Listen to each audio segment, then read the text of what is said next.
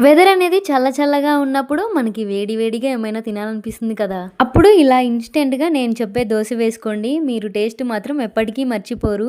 అలానే ఒక చిన్న హ్యాపీనెస్‌ని మీతో షేర్ చేసుకుంటాను. వీడియో ఎండ్ వరకు చూడండి. ఫస్ట్ అయితే రెసిపీలోకి వెళ్ళిపోదాం. దానికోసం మనము ఒక కప్పు దాకా బియ్యపు పిండి మరియు అరకప్పు దాకా బొంబాయి రవ్వను తీసుకోవాలి. ఇప్పుడు రుచికి సరిపడా ఉప్పు మరియు 1 టేబుల్ స్పూన్ దాకా జీలకర్ర మరియు సన్నగా తరిగి పెట్టుకున్న ఉల్లిపాయ, పచ్చిమిర్చి, కాస్తంత కరివేపాకు మరియు సన్నగా తరిగిన టమాటాలు, కొత్తిమీరను కూడా జల్లుకోవాలి. ఇవన్నీ వేసుకున్నాక మనము కొంచెం కొంచెంగా వాటర్‌ని వేసుకోవాలి. ఒక కప్పు బియ్యపు పిండికి మనము 2 కప్పుల దాకా వాటర్‌ని వేసుకోవాలి. ఇది రవ్వ దోస అయితే కాదు. బియ్య పిండితో దోస. రవ్వ దోస కొంచెం డిఫరెంట్‌గా ఉంటుంది. ఈసారి రవ్వ దోస చేసినప్పుడు మీకు చెప్తాను.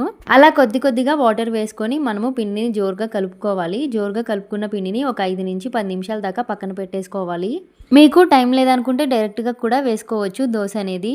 5-10 మినిట్స్ తర్వాత మళ్ళీ పిండిని తీసి ఒకసారి కలుపుకొని మనము ఒక ప్యాన్ పెట్టేసుకోవాలి. ఆ ప్యాన్‌లో కాస్తంత ఆయిల్ వేసుకోవాలి. మంట హై ఫ్లేమ్‌లో పెట్టుకొని మనము దోసని వేసుకోవాలి.